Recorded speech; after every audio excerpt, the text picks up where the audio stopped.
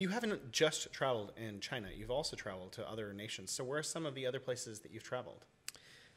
We've been a lot of places in Asia. So we've been to Japan multiple times. We've been to Korea. I've been once. She's been multiple times. We've been to North Korea, which was interesting. We've been to Cambodia. We've been to Laos. We've been to Thailand. Nice. We've been to Malaysia. We've been many places. The coolest thing that we did, actually two cool stories from outside of China. One was actually in the summer of 2019.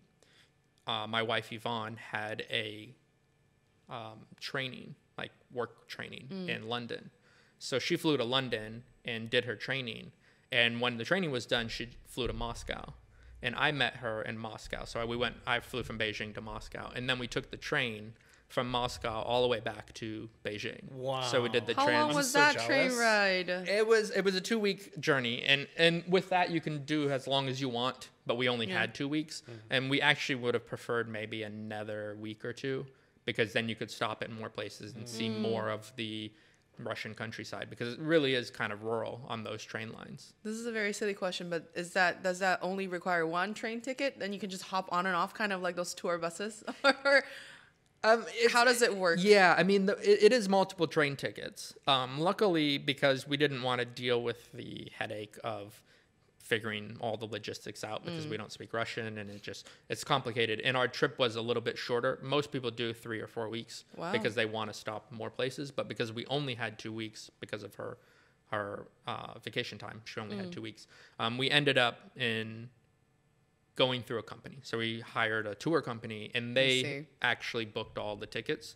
I think in all there was about 4 or 5 actual train tickets, but we weren't concerned about it because they had a person at each stop, like a local who was willing to like be there with a sign with our names. And when we got off, I know, but like arriving like the royals. Yeah, I mean, luxury travel. I mean, if you have the money, you might as well do it. And the thing was, it wasn't even that expensive. I think like for that 2 weeks with like hotels and everything included, it was, I think, about 3,000 euros per person. So that's not like a crazy amount of money, right? Yeah. So like 6,000 euros for this. And then every stop that we get off on, there's somebody with a car and with a place that's taking us to a hotel, which is already booked. Nice. And then we just drop our bags off, and then we can go explore the city, right? And since we were trying to make content like video for our channels, it makes a lot of sense to do it that way, because you can lose a lot of time traveling, trying to find a hotel, trying to find transportation. And that's not stuff you can actually film, right? I mean, yes, you can film it, but nobody's going to watch it. I'm lost in Russia. We might not be able to come out of this trip alive or still with our equipment. So yeah. You traveled from Russia to China. Did you travel through intermediary countries? Yeah, we went through Mongolia.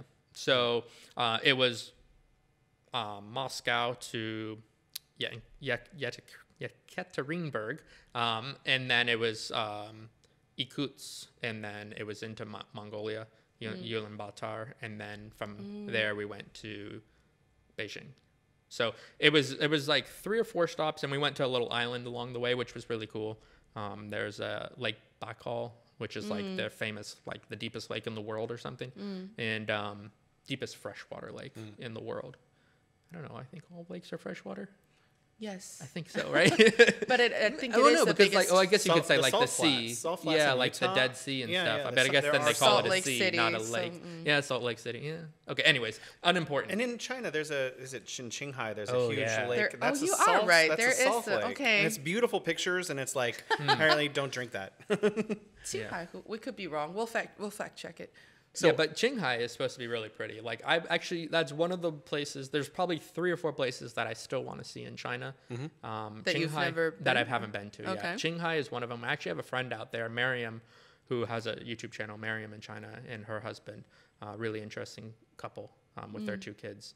And I've been wanting to go out there and hang out like in the area, because it seems very rural, but like in an interesting way, not like just like nothing Nothing going on.